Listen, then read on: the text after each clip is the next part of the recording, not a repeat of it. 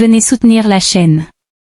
Ne ratez aucune de nos vidéos et analyses exclusives sur l'actualité géopolitique, les enjeux africains et les grandes puissances mondiales. Abonnez-vous pour rester informé, partagez pour éveiller les consciences. Commentez pour donner votre avis. Soutenez la chaîne, car l'information, c'est le pouvoir.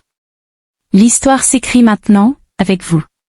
Depuis le début de la guerre en Ukraine, la Russie, sous la direction de Vladimir Poutine, a tenté de justifier ses attaques face à la communauté internationale, notamment aux pays occidentaux. Moscou avance plusieurs raisons pour légitimer son intervention, malgré les condamnations et sanctions qui se sont multipliées. La principale justification russe repose sur la protection de sa sécurité nationale.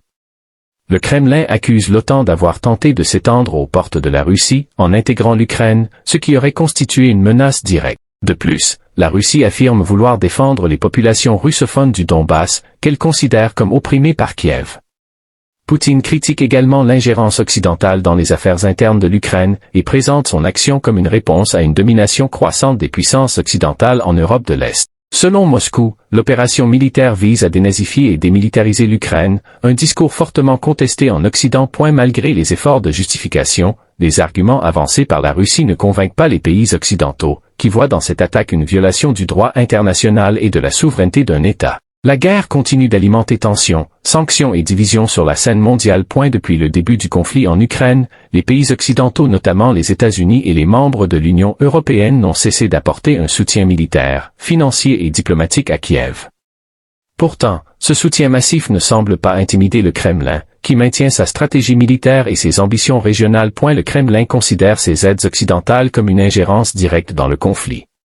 Toutefois, la Russie continue d'adopter une posture ferme. Selon les autorités russes, ces soutiens ne changent pas l'équilibre stratégique, car Moscou estime avoir les capacités militaires et les ressources pour poursuivre ses opérations. En outre, Vladimir Poutine affirme que la Russie lutte non seulement contre l'Ukraine, mais contre un système occidental qu'il qualifie d'hostile à la souveraineté russe. La propagande officielle insiste sur la force et la résilience de la Russie face aux provocations étrangères. Ainsi, malgré les soutiens puissants et répétés des Occidentaux à l'Ukraine, le Kremlin reste déterminé. Loin de reculer, il utilise même cette aide comme justification pour renforcer son discours nationaliste et poursuivre l'escalade militaire. Malgré les nombreuses pertes subies sur les différents fronts, la Russie continue de justifier ses offensives en Ukraine. Alors que les côtes stratégiques deviennent de plus en plus vulnérables, Moscou maintient son discours en faveur de la sécurité nationale et de la protection du peuple russe. La perte progressive des zones côtières, notamment autour de la mer Noire, représente un revers important pour la Russie. Cependant, le Kremlin continue de justifier ses actions en affirmant qu'elles sont nécessaires pour empêcher l'expansion de l'OTAN et pour protéger les populations russophones d'Ukraine. Poutine et ses conseillers insistent également sur le fait que cette guerre est une lutte contre l'influence occidentale. Ils présentent les pertes comme des sacrifices nécessaires pour défendre la souveraineté du pays et préserver la puissance militaire russe à long terme. Ainsi, malgré les difficultés et les pertes côtières importantes, la Russie persiste dans sa justification idéologique et stratégique de l'offensive. Pour Moscou, reculer serait un aveu de faiblesse, alors que maintenir la pression permettrait de négocier en position de force. Le Kremlin, symbole du pouvoir russe dirigé par Vladimir Poutine, s'impose depuis des années comme un centre stratégique et militaire influent. Cependant, malgré sa puissance apparente, plusieurs facteurs internes et externes peuvent contribuer à l'affaiblir. Plusieurs éléments peuvent ébranler la stabilité du Kremlin. Sur le plan interne, l'économie russe reste vulnérable face aux sanctions internationales qui affectent ses revenus énergétiques et son commerce extérieur. De plus, une contestation populaire croissante ou une baisse du soutien au régime pourrait mettre en difficulté l'autorité de Poutine. Sur le plan militaire, une guerre prolongée et coûteuse en Ukraine, sans résultat clair, pourrait démoraliser la population et les forces armées, surtout en cas de lourdes pertes humaines. Sur le plan diplomatique, isolement international, la perte d'alliés stratégiques et la montée d'un front uni en Occident peuvent également diminuer l'influence du Kremlin sur la scène mondiale. Enfin, les divisions internes au sein de l'élite russe ou un coup de force politique pourraient fragiliser le pouvoir centralisé. Bien que le Kremlin demeure une forteresse politique et militaire, il n'est pas invincible. Une combinaison de pression économique, usure militaire, tensions internes et isolement diplomatique pourrait, à terme, affaiblir considérablement le régime en place. Le futur du Kremlin dépendra de sa capacité à répondre à ces défis tout en maintenant l'unité du pouvoir et la confiance du peuple russe. Depuis le début du conflit en Ukraine et la montée des tensions géopolitiques, les pays occidentaux, emmenés par les États-Unis et l'Union européenne, ont mis en place une série de sanctions économiques, politiques et militaires contre la Russie. Cependant, malgré ces mesures, la Russie continue de résister, remettant en question l'efficacité des stratégies occidentales. Les sanctions visaient à isoler la Russie, affaiblir son économie et pousser le Kremlin à faire marche arrière. Or, plusieurs éléments montrent que ces objectifs ne sont pas atteints. L'économie russe s'est adaptée, notamment grâce à ses alliances avec la Chine, l'Inde et d'autres puissances émergentes, qui lui permettent de contourner certaines sanctions. Le rouble s'est stabilisé malgré les pressions extérieures, et la Russie continue d'exporter du gaz, du pétrole et des matières premières stratégiques. Militairement, la Russie maintient une présence forte sur le terrain ukrainien, et continue de renforcer sa puissance industrielle et de défense. Diplomatiquement, Moscou a su tisser de nouveaux partenariats au sein des BRICS et de l'Organisation de coopération de Shanghai, créant un contre-pouvoir aux blocs occidentaux.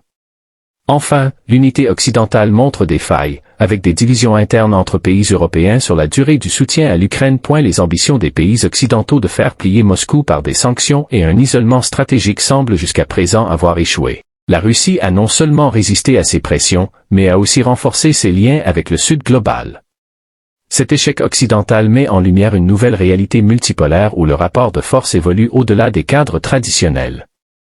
Dans le cadre du conflit en cours entre la Russie et l'Ukraine, le président russe Vladimir Poutine continue de renforcer sa position en affirmant agir pour la protection de son pays.